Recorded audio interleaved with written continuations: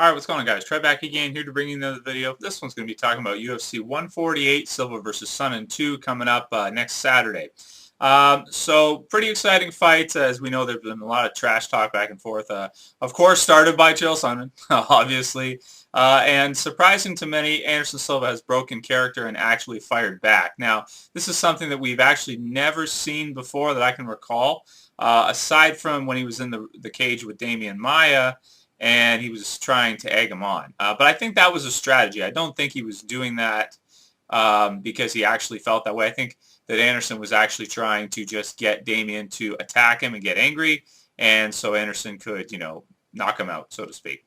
So I think that's what he was going for. And then I think he got tired after a little while, and that's why the fight ended up a decision. So, these things happen, and it was a strategy, so I don't, look at that as something that Anderson personally wanted to do. In this situation, this is different. I think Anderson actually, I don't think this is manufactured. I've done a video about this before talking about this. I think he actually personally hates Chael Sonnen. He really does.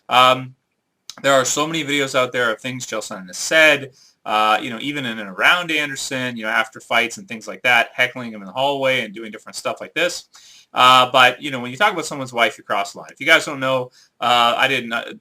Thank you, a viewer let me know about this a couple days ago when I did my last video, that Chael said that he essentially what he said was that he was going to break into Anderson's house, slap his little lady on and tell her to make him a steak medium rare. And then he, of course, was wearing a shirt that says medium rare on it. And I mean, you just don't say that. I mean, you cross the line. There are certain things you can say and certain things you can't say. And that is well beyond the line, of what you can say, of what you are allowed to say. Those are fighting words. Simple as that. Fighting words if I've ever heard them before.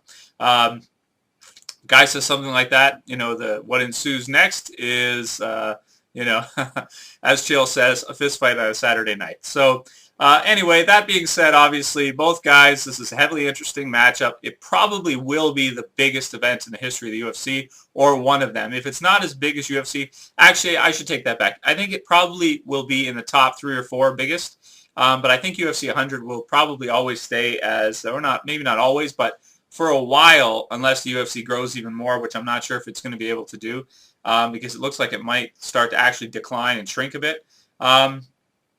But UFC 100 was the biggest event they ever had, and this, in terms of sales and everything, this fight should be very big because this has been outstanding for a long time. These guys have wanted to finish this, and you know what I mean, just throw down and finally find out, really who is the better fight. I mean, I think everybody kind of knows that Anderson's the better fight. Well, actually, no, that's not true.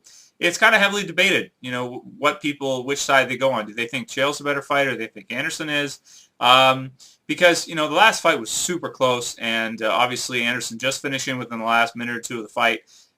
It was crazy because he was losing the whole fight. He didn't even win a round, not even one round. So, yeah, I mean, this fight right here is going to be absolutely amazing. I'm stoked for it. I can't wait to see it.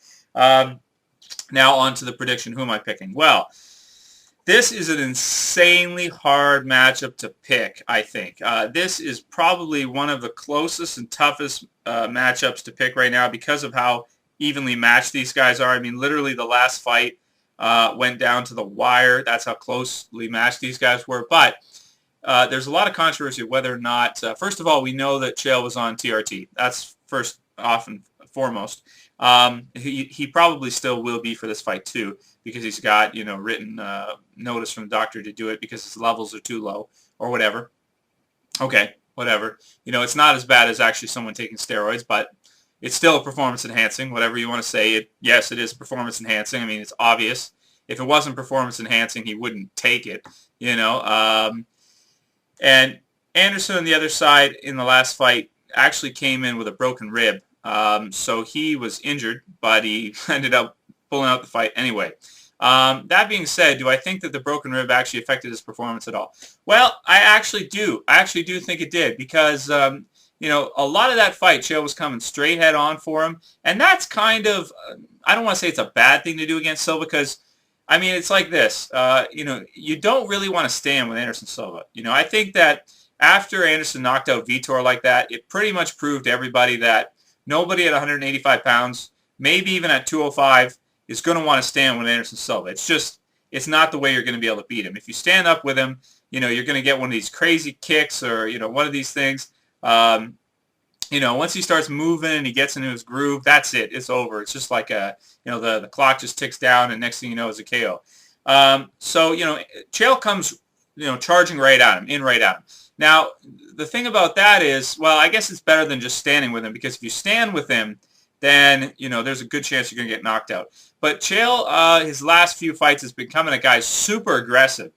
And it's almost got him caught a couple times. Against Brian Stan, he got rocked pretty good because he came, again, really fast, straight in on him. Got hammered. I think it was the right hand he got hit with, and it really stunned him. But Chael even still was able to take him down and regain his composure. Against Michael Bisping, a couple times he got hit with some good shots, and again was able to remain calm and retain his composure. But a healthy Anderson Silva that doesn't have a broken rib, if you come straight in at him like that, okay, probably better than standing with him. But at the same time, if he's not using angles and moving his head well when he's coming in for the takedown or, you know, closing distance, if he's not, you know, really using angles and really working on his footwork to get quick at closing the gap, you know, Anderson can knock anybody out with one blow. I mean, if he lands, you know, a right hook or a right straight, or, you know, I mean, the amount of weapons the guy has, you know, flying knee, crescent kick to the chin, like he's done so many times, which probably now that he's done it a couple times, it probably won't work as well anymore.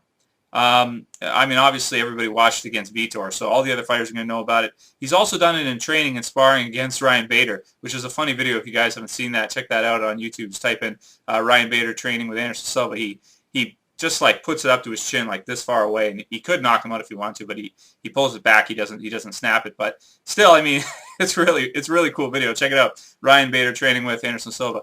And also, I mean, his elbows, his length, you know, it's going to be really tough, I think, for Chael to win a decision in this fight. I really do, because I think that in order for him to do that, he's got to avoid all of these tools that Anderson has, like a Swiss Army knife. He's got to avoid getting submitted from a triangle, because even though it happened last time, you guys got to understand, you know, Chael has been battling with this his whole career. Guys have been triangling. Forrest Griffin triangled Chael like, how long, like 6 years ago or something? Like a long time ago, he triangled him. It was before either of them were in the UFC and the WEC. Yeah, he triangle choked him out, and I think it was the first round or early second round. I mean, it's happened to him a lot. He gets submitted a lot, and he still, to this day, seems to not really be the greatest at avoiding them. So even though he got caught last time in a triangle, the same thing could happen again. I'm not saying that it couldn't happen. There's a good chance it could. Also, you know, if he gets swept or something, you know, Anderson could submit him in a lot of different ways. A lot of different ways he could do it. Also, standing up, you know, coming in for those takedowns straight on, you know, getting rocked by both Brian Stan and Michael Bisping a few times. Anderson Silva lands like that on you, I think that, you know, that's going to be it. That's going to be a good night. So, man, but then again, Chael could just take him down and try to burn the clock out too, like he did the last fight, which I don't know. I don't know if that's the right way to beat Anderson, because he has so many tools. He fights so hard. He never gives up until the last moment. And, man, you know, a couple shots from him really can end a fight. So I guess I'm still picking Anderson regardless. I just think that too many tools. If Chael comes in head on like he's been doing lately, he could get caught with something real bad. And, you know, Anderson's pissed. So if Anderson tweaks it a little bit more, puts a little bit more effort into those shots, I think we could be seeing a great knockout, one of the best probably of all time, especially because of everything leading up to it and all that, and maybe some shit talking ensuing after or something like that, which will be fun too. Hopefully no spitting. Yeah, no spitting. Spitting's not cool. Other than that, you know, what percentage am I going to say? I'm going to go, you know, this is close. I think this is really close. I'm going to go 57-43. I'm going to go 57 for Anderson, 43% for Chael in terms of chances. Geez, yeah, what a big fight. Let me know what you guys think about it. I know a lot of people are on Chael's side with this, and they think that Chael's going to take this. So if you think Chael's going to take this, please let me know in the comments. Let's talk about it. Let's discuss. Fights next week. I wanted to get a video out just talking about it. And this was suggested by Uncle Buck. That's his name, YouTube user that I redo this video. So that's that. I'm picking Anderson again. And if he wins this fight, I think that it's pretty, well, okay. So in terms of Fedor or Anderson being the greatest of all time, if Anderson wins this fight, I think I'd put them in a tie. If Anderson goes on and wins another couple fights against whoever, whoever's coming up, maybe Rich Franklin again or somebody, in the next 2 years, then I say that Anderson will pull ahead and be the greatest of all time. Right now, I look at them as like Fedor's just a little bit more. If Anderson beats Chael and proves that he is the best, still, then I put them in a tie. Yeah, I put them in a tie because Fedor was on top for so long. But anyway, that's another topic for another video. I have done a video on that before discussing that, but that's where I put them at this time. Anyway, well, going on almost 11 minutes. So on the video here, guys, hope you enjoyed it. If you haven't subscribed and you like my MMA videos, please subscribe. I think it's up there. Maybe up there. One of the two. Whatever. Click all over the place. Later, guys. Peace.